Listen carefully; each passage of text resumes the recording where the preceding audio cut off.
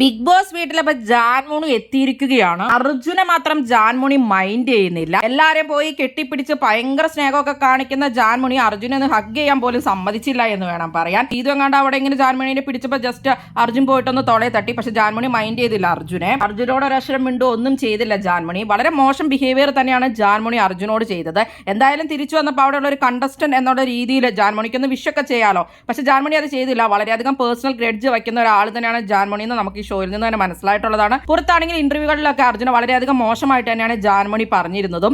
ബോധം കെട്ട് വീണത് ഫേക്ക് ആണെന്ന് പറയുകയും ഒരു ക്യാപ്റ്റൻസിയിൽ സപ്പോർട്ട് ചെയ്യാതിരിക്കുകയൊക്കെ ചെയ്തതാണ് പുള്ളിക്കാരിയുടെ വലിയ പ്രശ്നം. പിന്നെ ആ പൂരിയുടെ എത്ര എണ്ണം എന്ന് ചോദിച്ചപ്പോൾ 9 എന്നുള്ളത് പറഞ്ഞപ്പോൾ പുള്ളിക്കാരിനെയാണ് പറഞ്ഞതെന്നും പറഞ്ഞ് ജിൻഡോയും കൂടി കെണി വെച്ച് അവിടെ ഒരു പ്രശ്നമാക്കിയിട്ടുണ്ടായിരുന്നു. ഇപ്പൊ ഇതൊക്കെയാണ് കുറച്ച് റീസൺസ് അർജുൻ ഇഷ്ടമല്ലാത്തതിന്റെ കാരണം. പിന്നെ അർജുൻ പ്ലേ ബോയ് ആണെന്നൊക്കെ ഉള്ള രീതിയിലും ഒക്കെ ഫേക്ക് ന്യൂസുകളും ഒക്കെ ജാൻമണി അതിന്റെ ഉള്ളിൽ വെച്ച് പറഞ്ഞിട്ടുണ്ടായിരുന്നു. പുറത്ത് ഇന്റർവ്യൂവിൽ എന്തോ ബോയ് ഫ്രണ്ട് ആണെന്ന് വരെ പറഞ്ഞ രീതിയിലൊക്കെയാണ് കാര്യങ്ങൾ നിൽക്കുന്നത്. എന്തൊക്കെയാണോ പറഞ്ഞുണ്ടാക്കിയേക്കണേന്ന് അറിയില്ല. എന്തായാലും അർജുനെ നെഗറ്റീവ് ആക്കുക എന്നുള്ളൊരു ഉദ്ദേശം എന്തായാലും ജാൻമണിക്കുണ്ട്. ബാക്കി എല്ലാവരോടും വളരെയധികം ഹാപ്പി ആയിട്ട് തന്നെയാണ് ജാൻമണി ബിഹേവ് ചെയ്യുന്നത്. മനസ്സിലായിട്ടുണ്ട് പുള്ളിക്കാരിക്ക് എന്തായാലും അർജുന ഇഷ്ടമല്ല എന്നുള്ളത് അർജുന അറിയാം. അർജുനപ്പൊ തന്നെ അടുക്കളയിൽ അവിടെ കുക്ക് ചെയ്തുകൊണ്ടിരിക്കുകയാണ്. ബാക്കി എല്ലാവരും റൂമിൽ ജാൻമണിയുമായിട്ട് ഭയങ്കര വർത്തമാനവും കാര്യങ്ങളൊക്കെ തന്നെയാണ്. വളരെ നെഗറ്റീവ് ആയിട്ടുള്ള ഒരു കണ്ടസ്റ്റന്റ് തന്നെയാണ് ജാൻമണി. പ്രത്യേകിച്ച് അവർ അവിടെ ഒന്നും ചെയ്തിട്ടില്ല. അവർ കുറെ ആളുകളെ പ്രാഗവും കാര്യങ്ങളൊക്കെ തന്നെയാണ് അവിടെ ചെയ്തുകൊണ്ടിരുന്നത്.